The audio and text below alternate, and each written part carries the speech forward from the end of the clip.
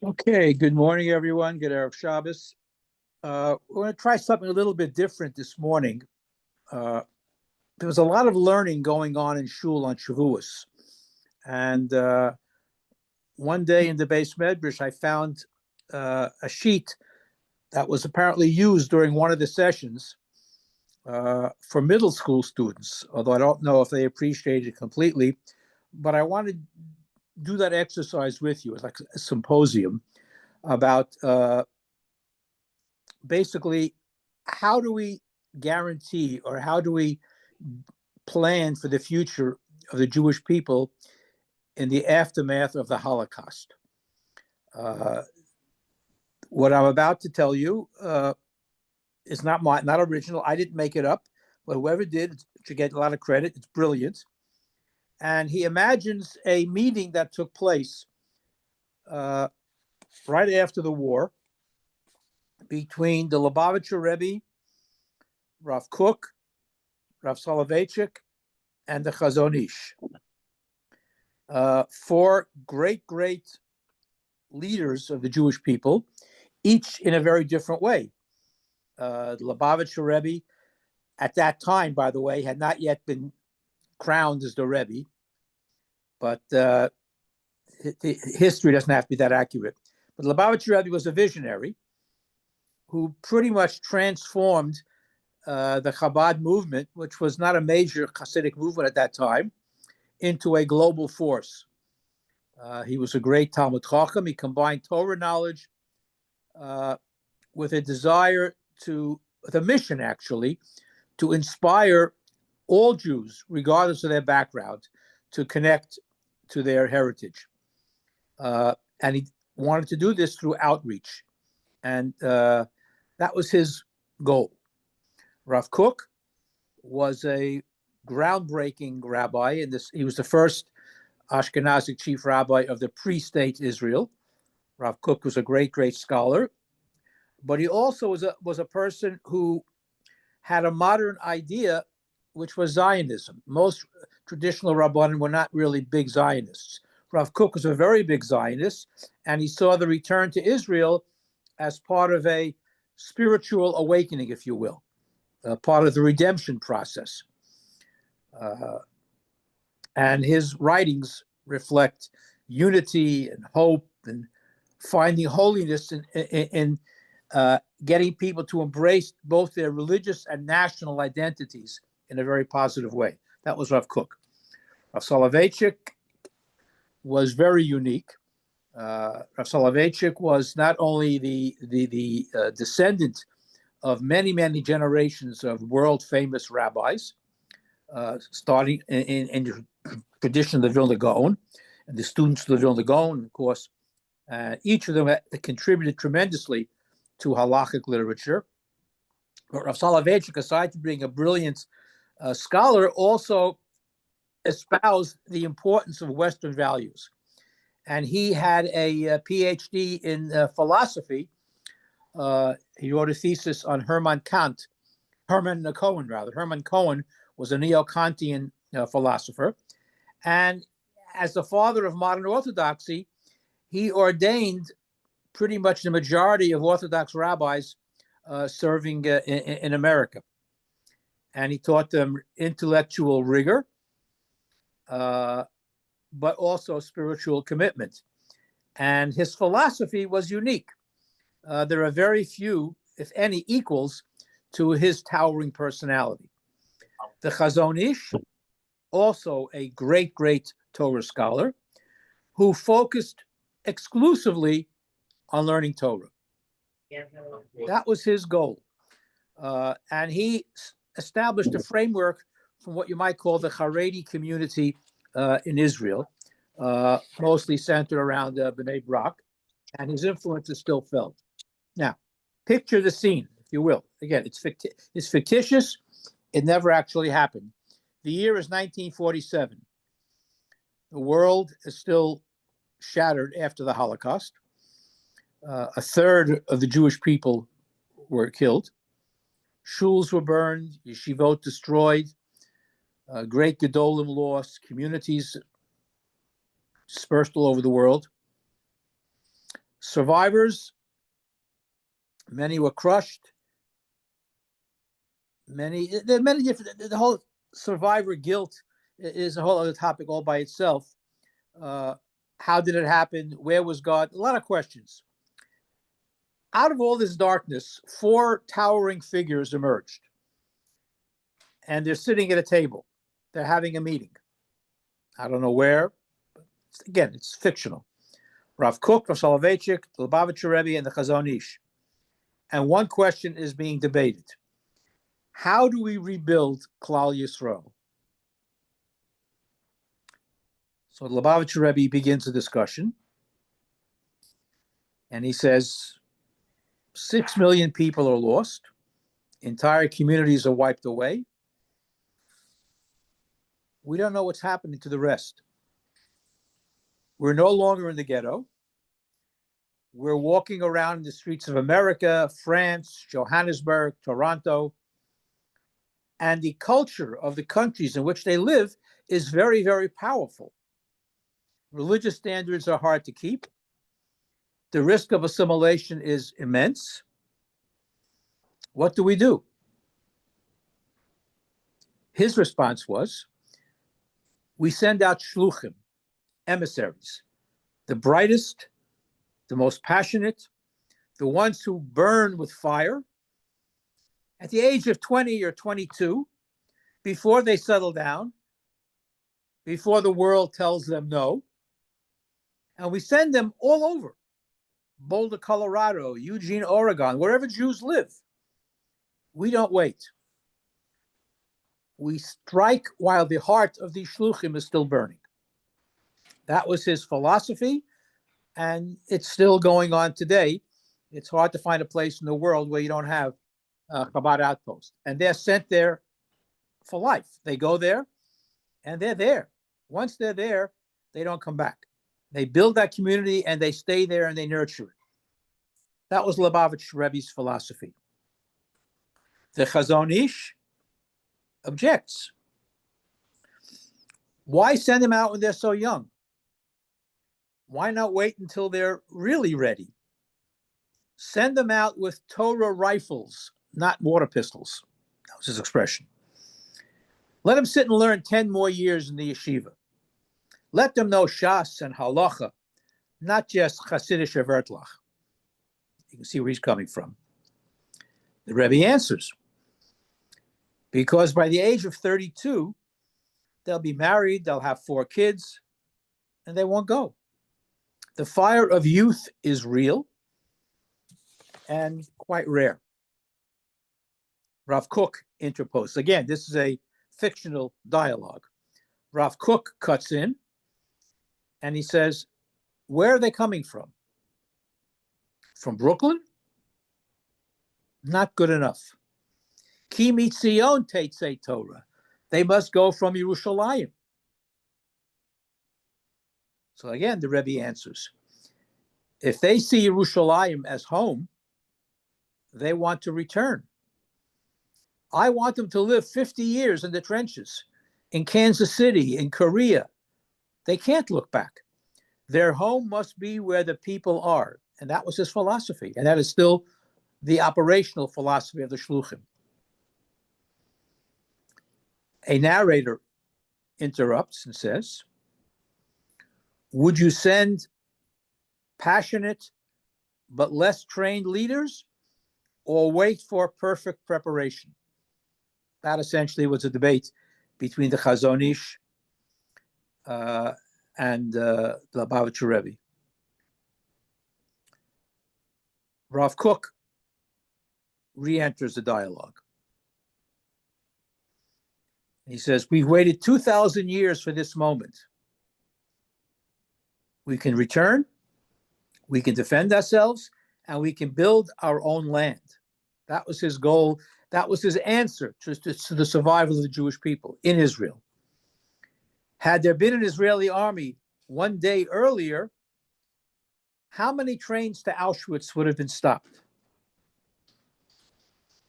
We say every day, Tekah b'shofar gadol l'cheruseinu v'kabetz nidachenu.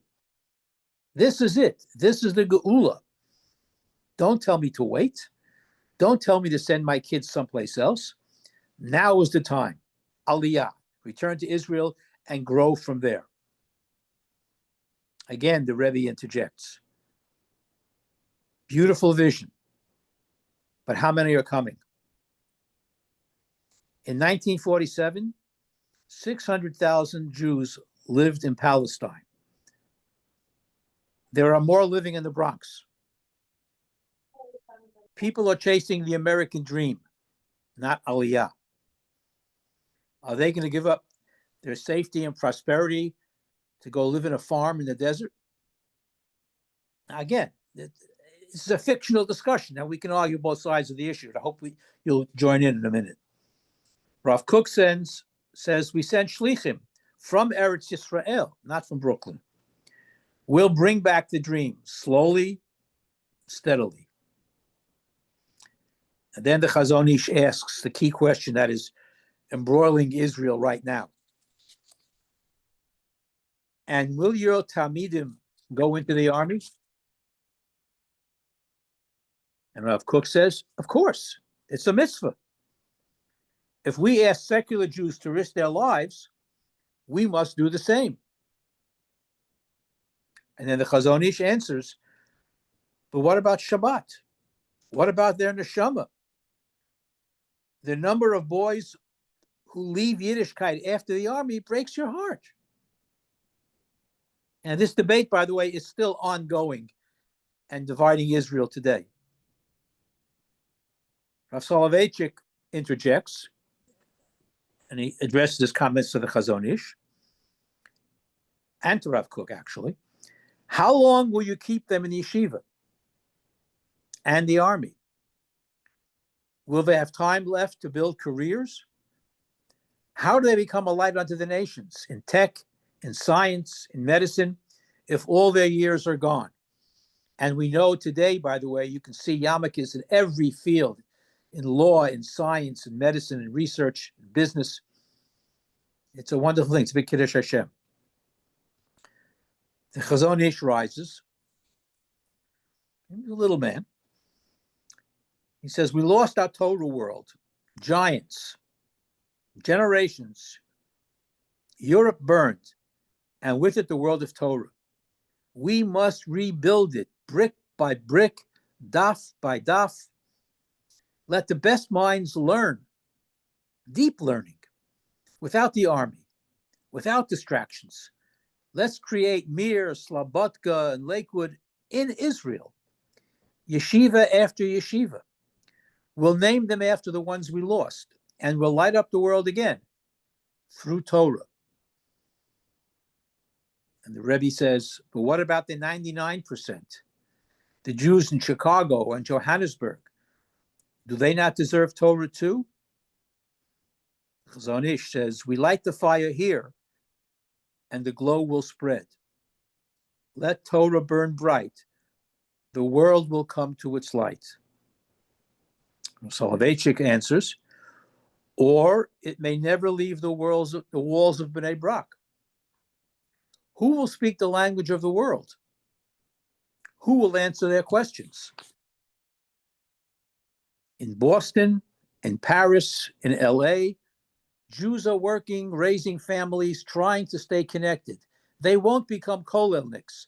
They won't learn all day, but they can still live Torah lives. So what do we offer? Torah that's real, that's deep, that speaks to philosophy, science, literature, that respects the world and reveals the Borei Olam inside it. But the Chazon Ish answers, but they'll know less. One Seder, not 3. One lifetime, not 15 years of learning. Soloveitchik answers, maybe, but they'll know enough to care, to grow, to teach their children. And we'll find the best, the ones who can lead. The rest, we'll raise them to be balabatim, who are koveya itim la Torah, who set time every day to learn. And the Rebbe chimes in, but if it's too watered down, will your schools inspire leaders? Will they build something lasting? Soloveitchik, we'll try. We'll sharpen our teaching, make every shiur matter, give them a derech halimud, a way to learn to carry for life. Rav Kook suggests, why not do this in Israel? Soloveitchik, one day. But today, the Jews are in New York. The Rebbe says, we must go to the people, every Jew, everywhere. Rav Kook says, we must bring them home to Israel, home to Geula. Hazon Ish summarizes and says, we must rebuild Torah, pure, unfiltered, towering. Soloveitchik, we must speak their language. Give Torah the power to live in the world. So the question is, who's right? The Rebbe says, maybe we all are. Rav Kook suggests each one is a piece of the whole. Hazon Ish says each vision holds truth. Soloveitchik summarizes and says, together we build the future of Klal Yisrael. So, you may not be a Rebbe or a Shaliach or a Rosh Yeshiva, but if you're part of Klal Yisrael, and Klal Yisrael needs you, that's the answer, perhaps. The Rebbe says, maybe you won't go out to build a new shul, but if you love those who do, you're in the room. Rav Kook suggests, maybe you won't make Aliyah, but if you dream of it, if you support it, you're in the room. Hazon Ish concludes, maybe you won't learn full-time, but if you support Torah values, make time for Torah, you're in the room. Soloveitchik suggests, maybe you won't become a rabbi, but if Torah speaks to you and through you, you're in the room. In summation, we could say that Judaism is not one size fits all. It's deep, it's complex, demanding, and we can all find our mission somewhere in that mix. We each have a role, each have a voice. Each of us belongs in the room. This was the fictitious conversation. What does it mean to be part of Klal Yisrael? How do each of us fit in? Can you be a proud Jew outside of Israel? Is Lubavitcher Rebbe's approach the correct one or a correct one? The Hazon Ish felt sitting and learning Torah for a long period of time is the answer. I guess the question would be, is it better to be passionate and less prepared, or deeply trained but less energetic?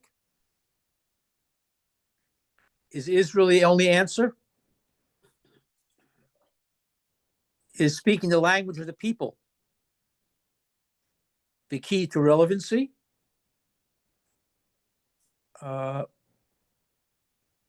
These are key questions. These are questions that are being asked today.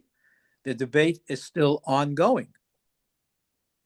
So I ask you, what is the best way to preserve Judaism going forward? This is an exercise meant for middle school kids on Shavuos, but I think it's a question that should be raised. People who are a little bit more mature. How do we deal with this? How are we dealing with this? I open the floor to discussion. Questions, comments? Wally. Yes. Question. In terms of quantity, I'm not saying quality, but quantity, making time and sitting down to learn every single day is greater in Eretz Yisrael today or in America? Depends where you go. If you walk into the base medrash in Lakewood, you have thousands of guys sitting and learning all day and all night. I think even the average, but listen, we're learning now also. I think today versus maybe 40 or 50 years ago, right? I think more people have now in America have set aside some time during the day to do some type of learning. There's no question about it. And I think it's at the greatest point today than it ever was. There's I no mean, question. I don't know what the story is in Eretz Yisrael, but I think this in terms of pure numbers, I think maybe it might be greater here than in Eretz Yisrael. There is more Torah being learned today all over the world than at any other time in history. Daf Yomi has revolutionized Torah learning, and there are people learning Daf Yomi on the Long Island Railroad on the way to work every morning. There are people learning it in offices during lunch hour. The amount of learning on the expansion of yeshivos in Yerushalayim, outside of Yerushalayim, all over Israel, all over America, Toronto. I mean, in South. There are very few places where people aren't learning Torah on one level or another. The depth of Torah learning varies. At the same time, you can't go to almost any place in the world and not find a Chabad Shaliach someplace. You want to go to get a kosher meal, no matter where you are, almost in every town and every city in the world, you'll find a Chabad Shaliach. I mean, I think part of the answer is that all of these things are necessary. The Rebbe's approach, all valid approaches. Yes, Nathan. Don't forget NATEP. But NATEP is an example. Right. I mean, there are other shuls. We have learning going on every day. We have a base medrash going that's busy at night. And there are other shuls. And there are batei medrash in Fairlawn and in Teaneck and retired people learning. There's a lot of learning going on. And it's the learning that takes place in the day schools and in the yeshiva high schools. Not everyone's going to be a Talmud Chacham, but if they're Koveya Itim La Torah, if people understand the importance of raising a Jewish home where children understand the value of learning and keeping mitzvot, so that's very important. What college you send your kids to, what kind of values they pick up in the home. We didn't get into the sociological impact of, you have this phenomenon, which I call Orthodox light. We have it in our shul too, unfortunately. We have many, many, many families who keep Shabbos, who keep kosher. The wives go to mikveh. But the fathers don't always go to minyan. And when they go, they don't always go on time. They're not Koveya Itim. If you think kids don't see that, you're mistaken. How people behave is picked up by the children. Now, again, there's a lot of positive stuff going on, but there's some negative stuff going on too. And I think all of these approaches are correct. I don't think there has ever been only one approach that will guarantee survival. I personally don't think you can say that. Lubavitch, it's the old question of how can they all be right? Well, you're right too. They're all appropriate for those individuals who particularly have an inclination towards that particular path. Rav Soloveitchik's major contribution is that he valued Western culture. And he broke, by the way, with his family's tradition. His family's tradition and his uncles and his other relatives that are still in Israel today, Yeshivas Brisk, these are all hardliners. No Western education. Nothing beyond basics.